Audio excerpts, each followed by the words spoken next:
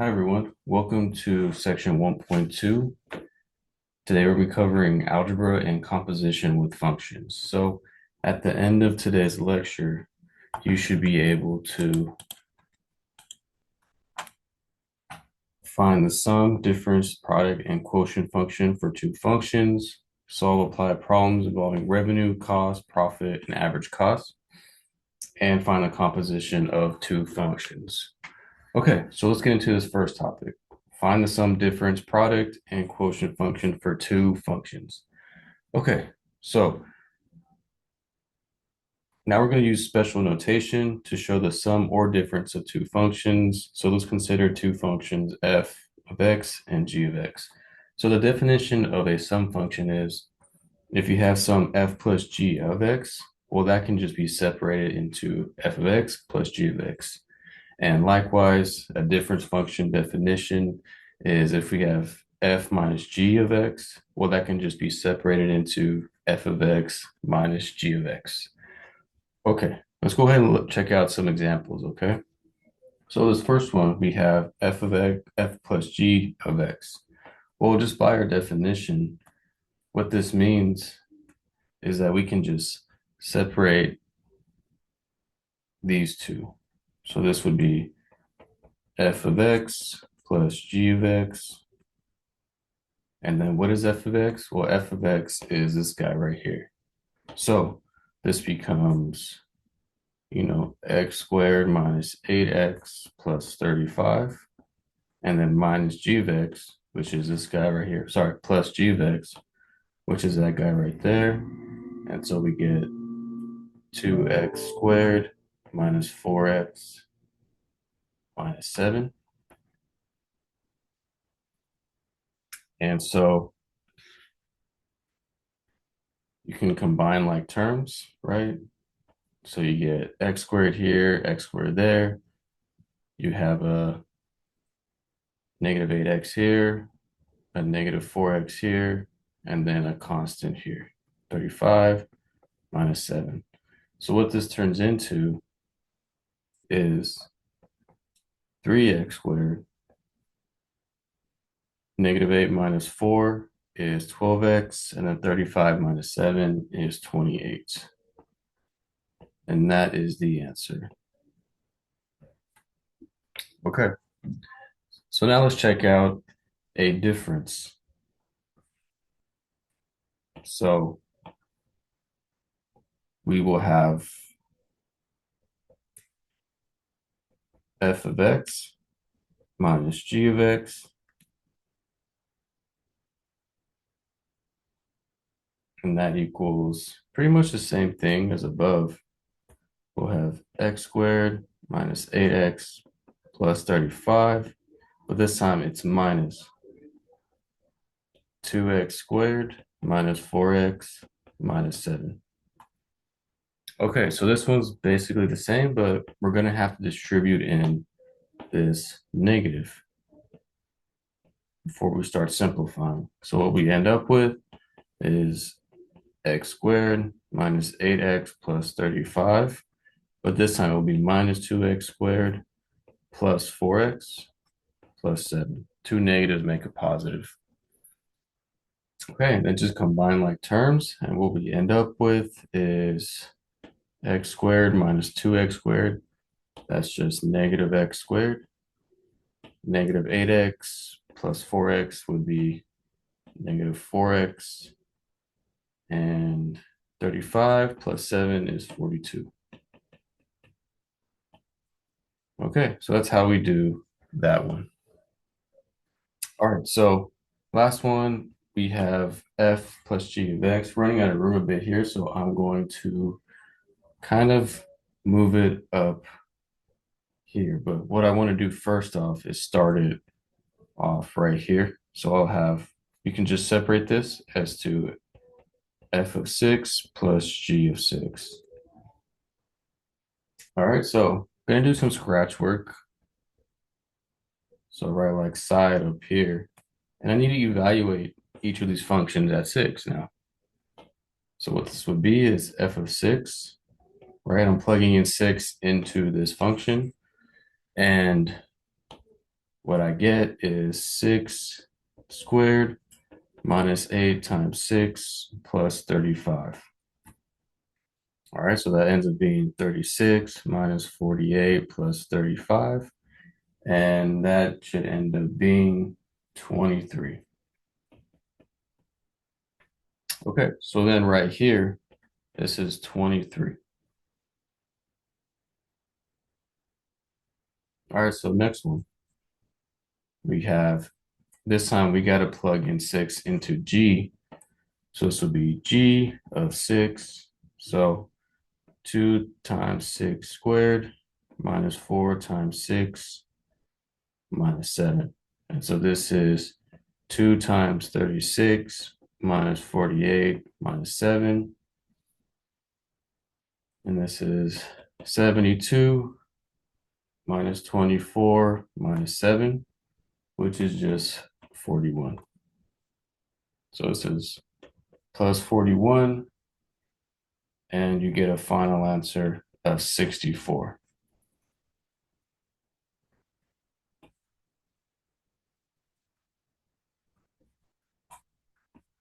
Okay, so that is how we apply sum and difference to specific equations.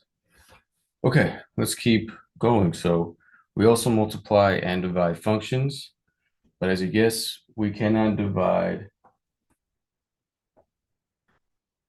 by 0.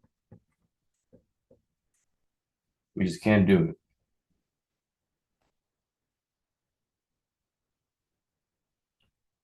So for two functions, f of x and g of x, there's also the product and quotient function rules. So once again, if they can be separated out to f times g, and if they're being divided, we can separate them out to f divided by g. But really important here, the bottom cannot be 0. You cannot have like a number over 0, right? Like big no, big no. Can't have that. Okay, it's a big rule in mathematics. Because if you have something over 0, that means something's not going right. Okay, so let's go ahead and check out an example now. Once again, so we have if f of x equals x plus 5 and g of x equals x minus 2, we want to find them being multiplied. So let's see, we have f times g of x. Well, that just turns into them being multiplied separately. So f of x times g of x. And what's f of x? F of x is x plus 5, and g of x is x minus 2. And then we just FOIL this out. So x goes there, x times x is x squared, and x times negative 2 is negative 2x. So this would be x squared minus 2x, and then 5 times 5 times x is 5x, and then 5 times negative 2 is negative 10. Okay, so if we combine like terms, excuse me, there's an x right there. That should be x squared plus 3x minus 10. And that would be the answer.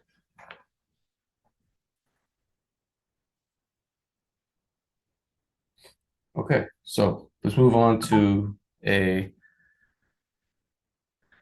division question, right? So we have f of x equals x squared minus 3x minus 28, and g of x equals x squared minus x minus 42.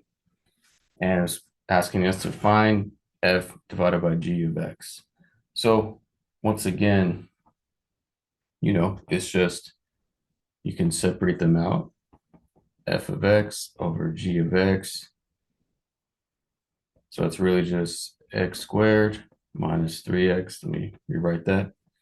X squared minus 3x minus 28 over x squared minus x minus 42. Okay, so here's where some of that factoring comes in. So we need to factor these two quadratic functions out. So up here, I'm going to factor out this first one. So factor, and I'll write like number one.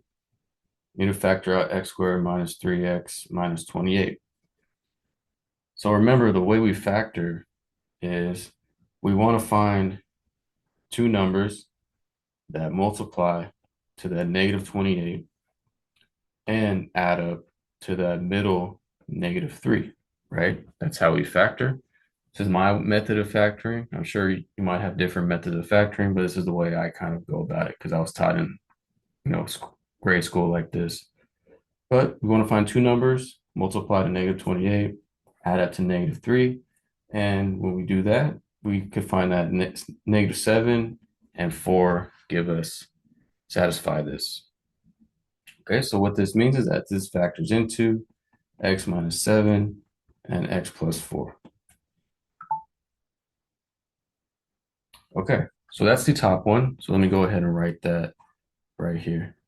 X minus 7, x plus 4. Running on room bit, let me rewrite that.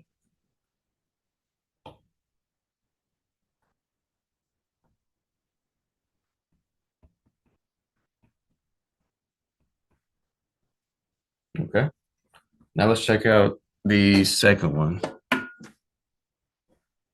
Second one, we have the bottom denominator, x squared minus x minus 42. We want to factor this guy. Same thing, we want to find two numbers that multiply to negative 42 and add up to negative 1. So I know it's a negative x here, but there's like an invisible 1 right there. So we want it to add up to negative 1. Let me write this.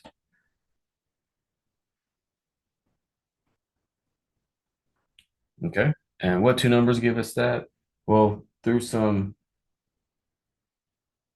trial and error, you should find that negative 7 and 6 satisfy these requirements of multiplying negative 42 and adding to negative 1.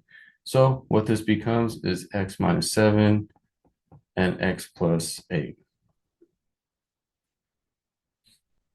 Okay, so what you end up with is x minus 7 and x plus 6. Sorry, I don't know why I said 8. X plus 6. Okay, also have a typo up here. I wrote plus 7. It should be minus 7.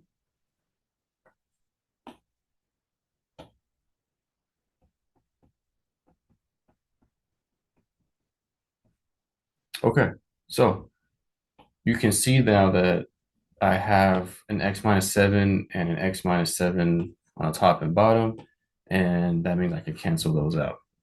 And so what I'm left with is x plus 4 over x plus 6. So that's my final answer. Okay. Now, there's a leading question here. What are the restrictions on the domain of what we just found? So what we just found is x plus 4 over x plus 6, right? But what's the one rule about this, right? We can't have the bottom equal 0, right? That's a big no-no. Can't have it. So since the bottom can't equal 0, what's the one number that would make the bottom 0? Well, if I plug in negative 6, that would make the bottom 0. Negative 6 plus 6 is 0. So the one restriction I would have here is that x cannot equal negative 6. So that would be my restriction because that would make the bottom 0 and we cannot have that. But okay, so that's some review on some sum difference product and quotient functions. And I'll see you in the next video. Thank you.